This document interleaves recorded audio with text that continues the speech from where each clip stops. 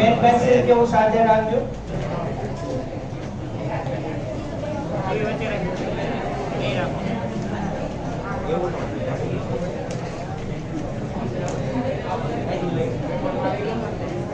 જો આપણું chart flow chart આપ્યો છે આખો, એમાં આપણે પુંકેસર નું આખું રિવિઝન કરી શકાય. પુંકેસરના 3 ભાગ, તંતુ, યોજી અને પરાગાશય. તો તંતુ અને યોજી બંને વંધ્ય છે. પરાગાશયને શું કહેવાય? લઘુ બીજાણુધાની અથવા એનું ઓલું ઇંગ્લિશમાં માઇક્રો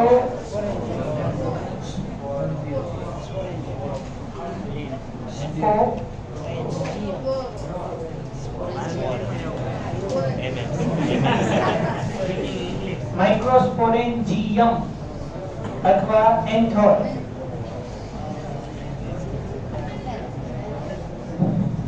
પરાગાશય જે છે ને, જો પુંકેસર એને એન્ડ્રોશિયમ કહેવાય.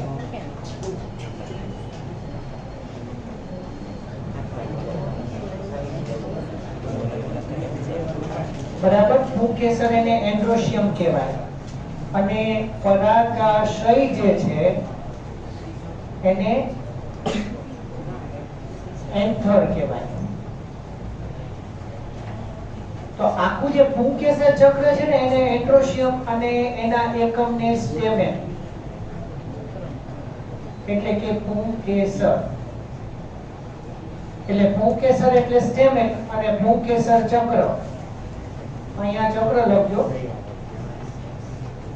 પુંકેસર ચક્ર એટલે શું?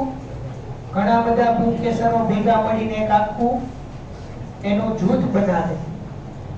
તો ઘણા બધા પુંકેસરો ભેગા મળીને એન્ડ્રોશિયમ બનાવે અને એનો એકમ પુંકેસર, તો એને કહેવાય સ્ટેમેન. અને પરાગાશય એને કહેવાય એન્થર. અને આ જ પરાગાશય છે એને આપણે શું કહીએ છીએ? માઇક્રોસ્પોરેન્જિયમ.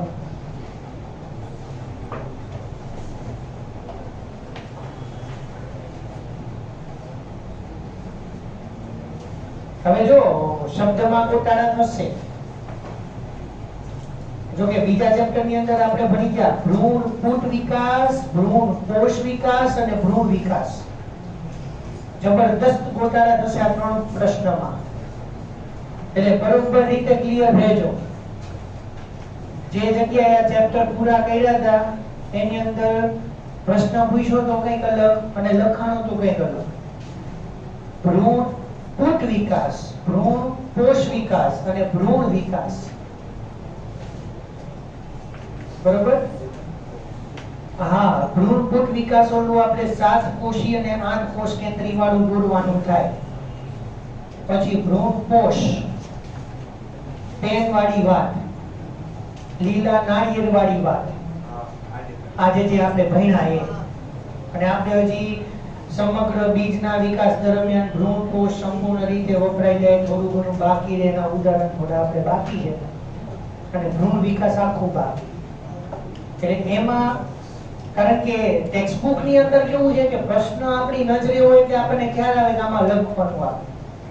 પેપર ની અંદર જ્યારે પ્રશ્ન સામો આવે ત્યારે અહીંયાની આજુબાજુ આપણને રિમાર્ક નું આપ્યું હોય કે અહીંયાથી આ પ્રશ્ન પૂછવાનો છે. ત્યાં તો આપણને સ્ટેટ પ્રશ્ન જ લાગે. આપણે વિચારવું પડે કે કયા ચેપ્ટર નો કયો ટોપિક ત્યાં પૂછેલો છે. બરોબર? એટલે માઇક્રોસ્પોરેન્જિયમ, પછી માઇક્રોસ્પોરોજીનેસિસ. ખબર પડે છે? માઇક્રોસ્પોરેન્જિયમ એટલે લઘુ બીજાણુધાની અથવા પરાગાશય, એનું વર્ણન આપણે આવે. અને પછી આપણે બીજો શબ્દ ભણ્યા હતા, કયું?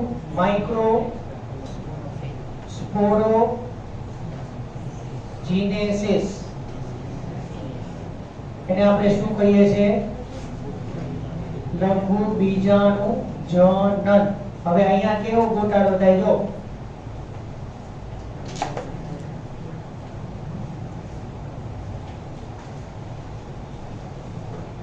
માઇનર શબ્દમાં આપણે સમજી લઈએ ક્યારેક પરાગાશય અને લખી નાખીએ પરાગરજ.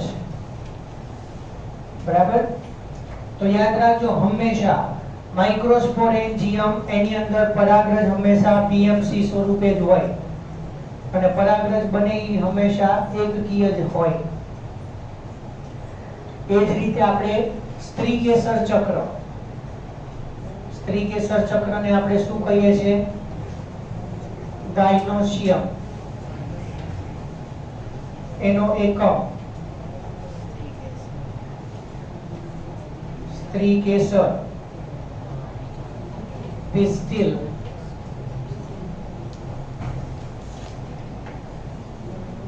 અથવા કાર્પેલ કહેવાય.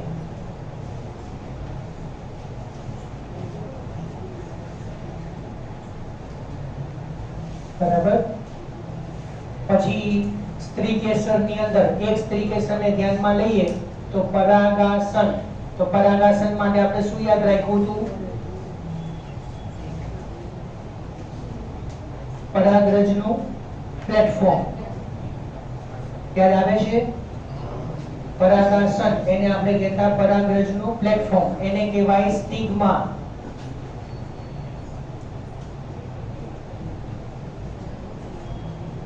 સ્ટિગ્મા. બરાબર? પછી પરાગવાહિની સ્ટાઇલ.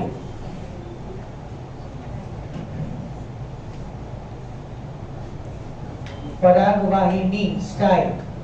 પછી અંડાશય અથવા બીજાશય એટલે એને કહેવાય ઓવરી. બરાબર? પછી અંડક અથવા બીજાંડ એને કહેવાય ઓવ્યુલ. અને અંડકોષ એને કહેવાય એગ સેલ.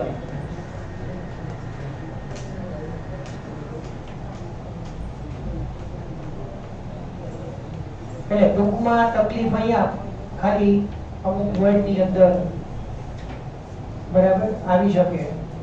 પછી પરાગનલિકા સાંભળ્યું છે ને? પરાગવાહિની એટલે સ્ટાઇલ. તો પરાગનલિકા,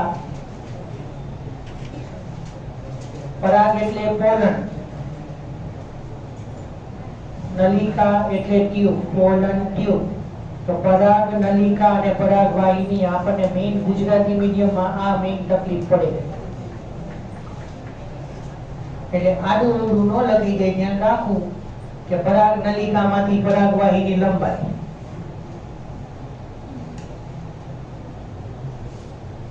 પરાગ નલિકામાંથી પરાગવાહિની લંબાઈ અને અંડાશયમાં કે બીજાશયમાં પ્રવેશ કરે. ત્યારે આપણાથી આવું ખોટું લખાઈ જાય. બરાબર? આ જોયેલા, અનુભવેલા, થયેલા બનાવો કીધા તમને. ને ખાસ હજી છેલ્લી વખત કહું છું, ભ્રૂણપોટ, ભ્રૂણપૂટ, ભ્રૂણકોષ, ભ્રૂણ. બરાબર? આ બધા શબ્દ વિશે ખાસ ધ્યાનથી ડિસિઝન લેવા.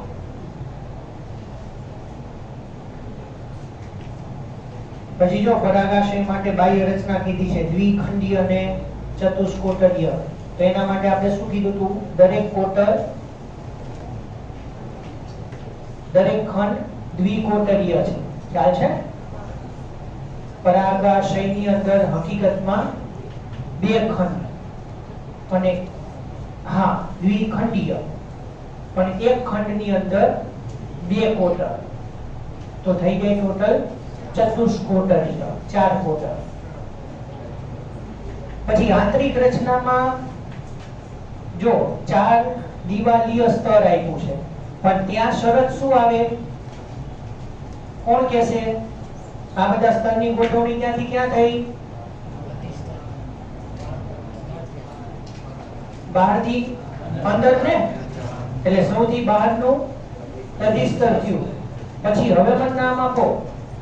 સ્ફોટિક સ્તર અથવા તંતુમય સ્તર. યસ. કયું? એન્ડોથેસિયમ. યાદ આવે છે કઈ?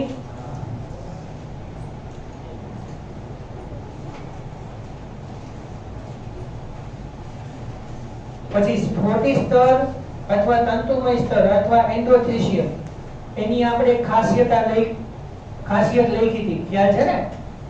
એને સ્ફોટી સ્તર શું કામ કીધું? કારણ કે કુદરતી રીતે પરાગાશયનું સ્ફોટન પ્રેમ, એટલે શું કરે ઈ? અંદરથી ઉત્પન્ન થયેલી પરાગરજને બહાર મુક્ત કરવાનું કાર્ય કરે. ખ્યાલ આવે છે? એટલે આપણને ક્યારેક સ્ફોટી સ્તર આપી દે તો આપણને ખ્યાલ આવી જાય કે આ બીજા નંબરની જ વાત છે. પણ ક્યારેક તંતુ સ્તર, તંતુમય સ્તર અને હમણાં આપણે આવશે, આપણે એક આવી ગયું તંતુમય પ્રસાધન. ક્યાં આવી ગયું?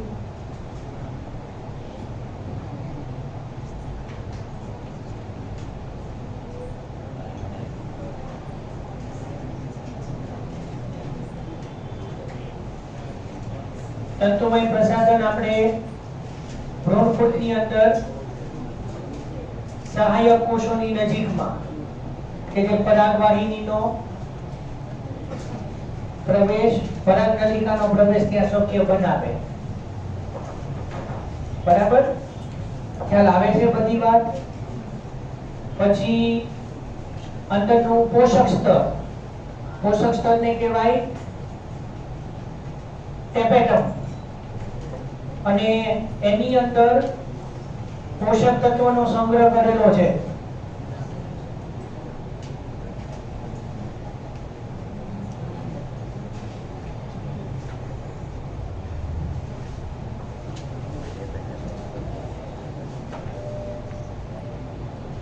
ચલો અહીંયા સુધી કોઈને કઈ ન ખ્યાલ આવતો તો પૂછો.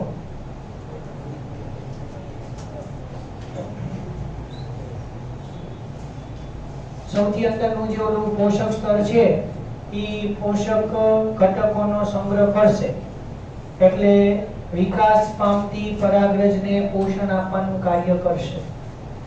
અને વિકાસ પામેલી પરાગરજોનો સમૂહ ભેગો મળીને પરાગધાની બનાવે. અને જ્યારે પરાગાશયનું સ્ફોટન થાય ત્યારે આ પરાગધાની પછી કુદરતી રીતે બહાર આવે, જે ઘણી બધી પરાગરજો મુક્ત કરે. બરાબર? ચલો અહીંયા સુધી કોઈને કઈ પ્રશ્ન હોય તો કયો.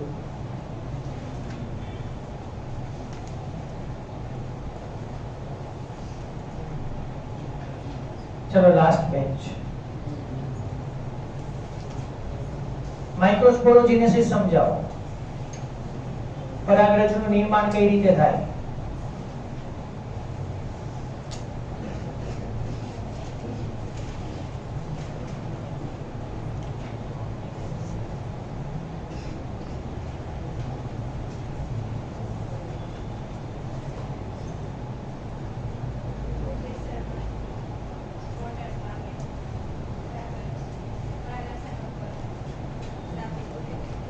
પરાગરજ કઈ રીતે બને?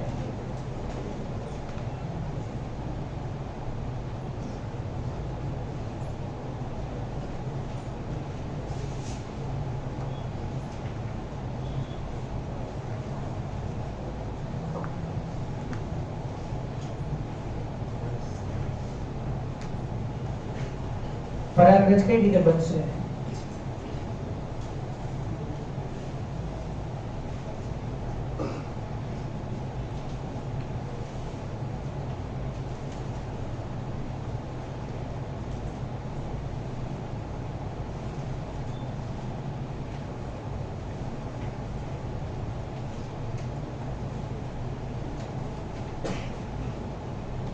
કેમ?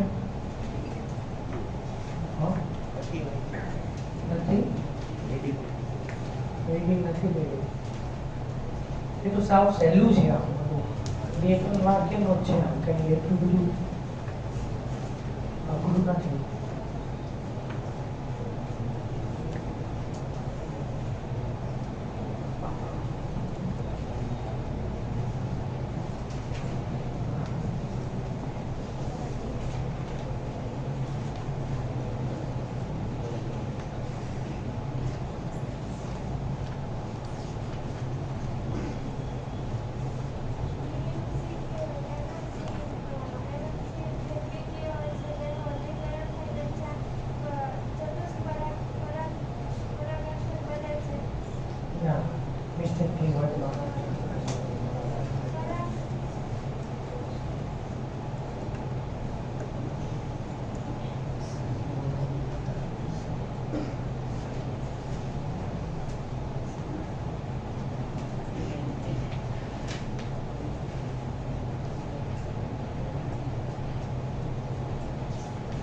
પછી આવડે તો કહેવાની છૂટ હો, પછી બેસવા મળશે.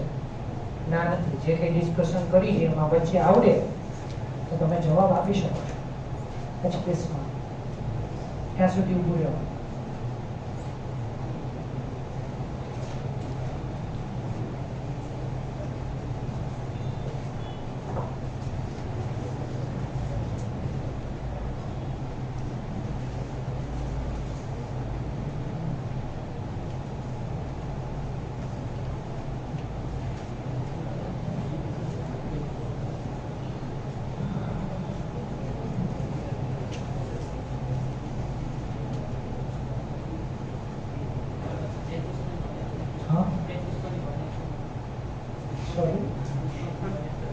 પરાગરજનું નિર્માણ.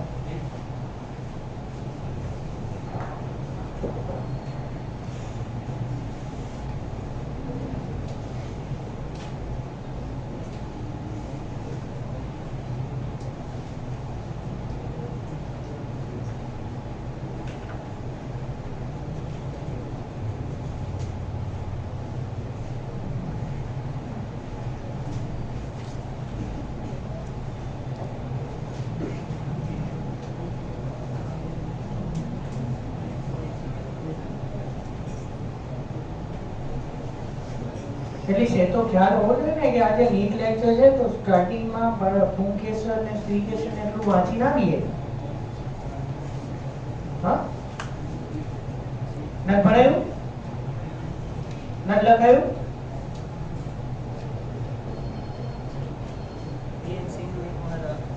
અર્ધીકરણ થાય અને એમાંથી NN કોષ બને અને એનું શું બને? એકકીય કોષ બને અને એનો બીજો વખત અર્ધીકરણ થાય અને પરાગ. હા, આખું બને. શું બને પછી તો ખ્યાલ આવે, કંઈક તો બનશે.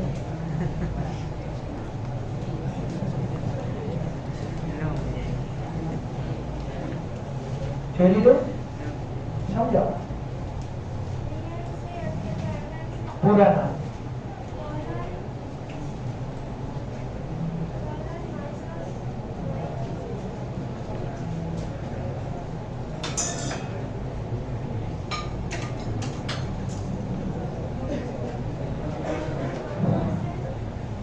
Pollen mother cell.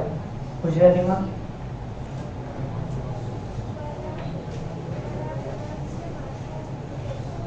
પરાગ માતૃકોષ. રજનો ગ્રીન મેટોડ આવે પછી, અથવા MMC નું તો પૂરું નામ છે નો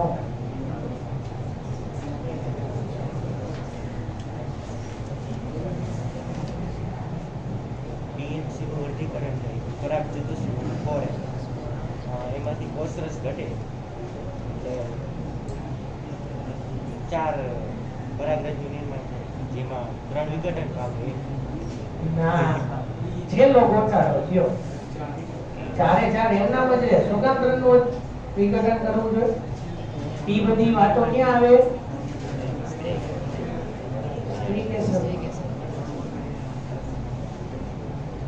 આ તો હજી એક ચાન્સ લેવો પડશે. પરાગરજની સાઈઝ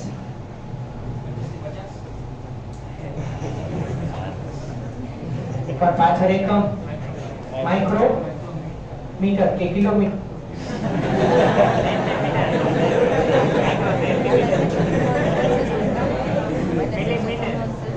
બેસો માઇક્રોમીટર.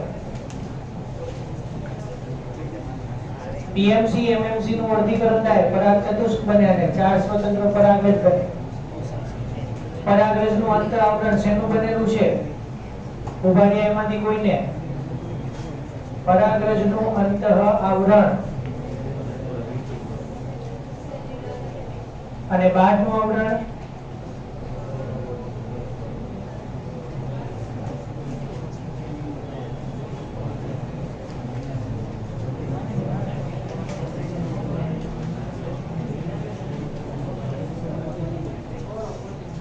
એની ખાસિયત શું? સ્પોરોપોલિનની ઉપર ઘણા બધાની અસર નથી થતી. યાદ આવશે તે સહેલું જ છે હાવ.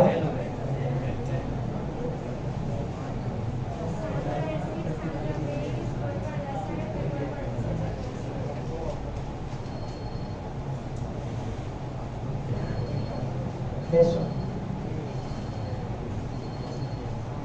બેસ્યા. નરજન્યોજનકનો વિકાસ.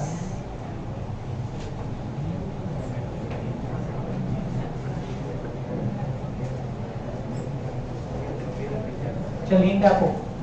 પરાગરજનું કોષ કેન્દ્ર છે, એની આગળ પ્રક્રિયા થાય. ફટાફટ કોણ કહેશે?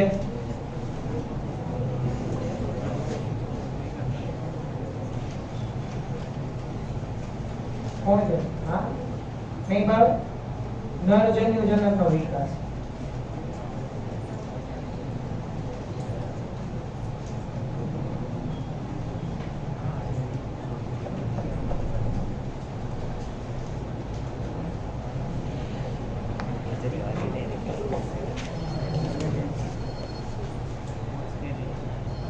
કોણ કહેશે નરજન્યુજનકનો વિકાસ?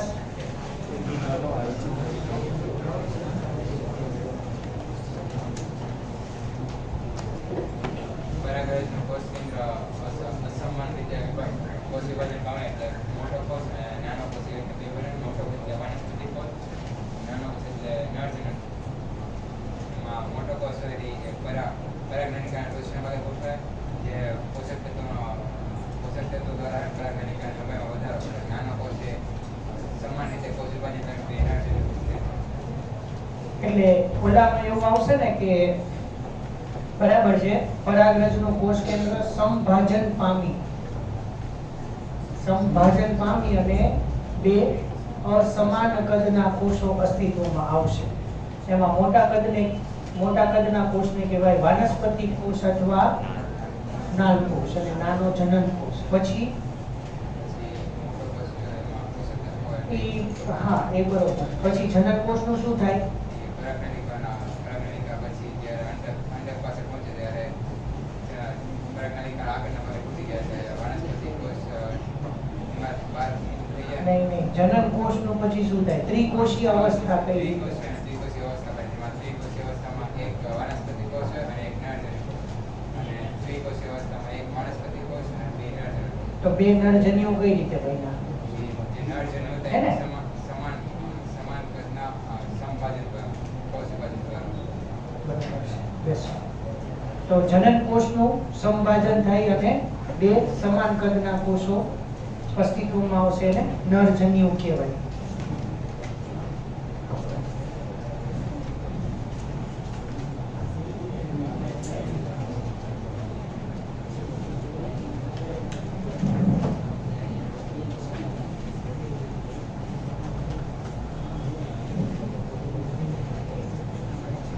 જોવો જોઈએ બીજા નંબરના પેજ ઉપર પૂર્વ ફલન રચનાઓ ઘટનાઓ આખા ચાર્ટ જોઈ લો જોઈએ.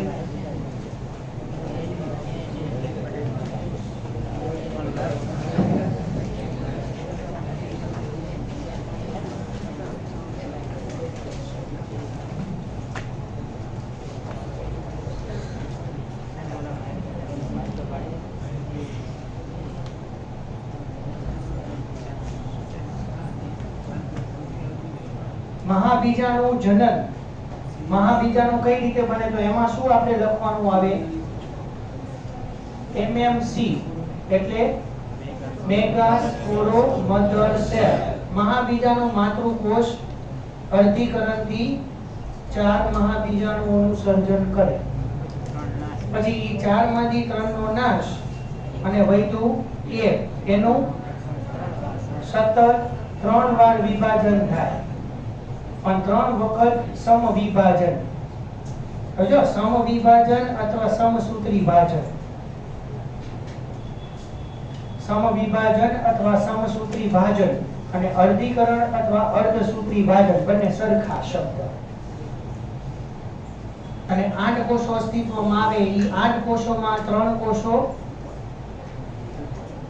બીજા તલ તરફ ગોઠવાય, એને કહેવાય 3 પ્રતિધ્રુવીય કોષ. અને બરોબર વચ્ચે 2 કોષો ભેગા મળી 1 કોષ બનાવે પણ કોષ કેન્દ્ર 2 એને કહેવાય દ્વિતીય કોષ કેન્દ્ર. અને બીજાંડ છિદ્ર અથવા અંડ છિદ્ર તરફ બરોબર એક મોટો અંડકોષ અને સાઈડમાં 2 સહાયક કોષ. ત્યારે આપણે કહીએ છીએ કે લાક્ષણિક ભ્રૂણપુટ 7 કોષી અને 8 કોષ કેન્દ્રી છે.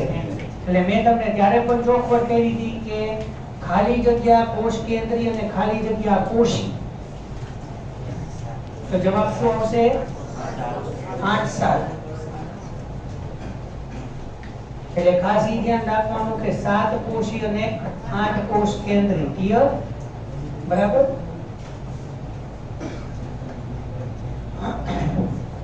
જો ત્રીજા નંબર ઉપર આવો, પૂર્વફલન ઘટનાઓમાં સ્વપરાગનયનમાં સ્વફલન એને લખ્યું છે જો ઓટોગેમી. મળ્યું?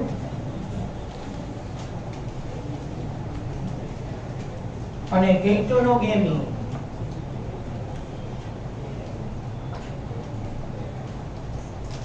તો જો ત્યાં ગેઇટોનોગેમીમાં દ્વિલિંગી પુષ્પમાં કન્ફ્યુઝ ન થતા. ગેઇટોનોગેમીમાં દ્વિલિંગી પુષ્પમાં આપણે ઇમેસ્ક્યુલેશન કરી, હવે તો સમજાશે. ઇમેસ્ક્યુલેશન કરી અને પછી એમાં આપણે ગેઇટોનોગેમી પ્રેરી શકાય. બરાબર. અને ગેઇટોનોગેમી માટે 2 વાક્ય મને યાદ કરાવો. કયા 2 વાક્ય? કોણ કહેશે?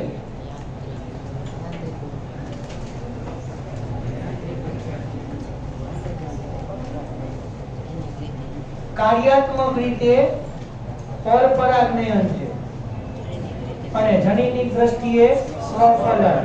તો કાર્યાત્મક રીતે પરપરાગનયન શું કામ છે? કારણ કે એમાં વાહકની જરૂર પડે પરાગરજને ટ્રાન્સફર કરવા માટે. અને જનીનિક રીતે સ્વફલન શું કામ? એની જ પરાગરજ દ્વારા ફલનની ઘટના થાય છે. એટલે ગેઇટોનોગેમીની અંદર જનીનિક દ્રષ્ટિએ વનસ્પતિ એ જ લક્ષણ ધરાવતી બનશે. લક્ષણોમાં ભિન્નતા નહીં આવે. બરોબર. અને જો પરવશ અથવા ઝેનોગેમી, એલોગેમી લખ્યું છે. હજો નીચે બધા ઉદાહરણ યાદ રાખજો. મકાઈ, દિવેલા, કાકડી, નાળિયેર, કારા નામની લીલ સાંભળી છે? બરાબર. અને દ્વિસદની માર્કેન્શિયા. ચલો અહીંયા સ્ટોપ કરીએ, બાકીનું નેક્સ્ટ લેક્ચરમાં જોઈશું.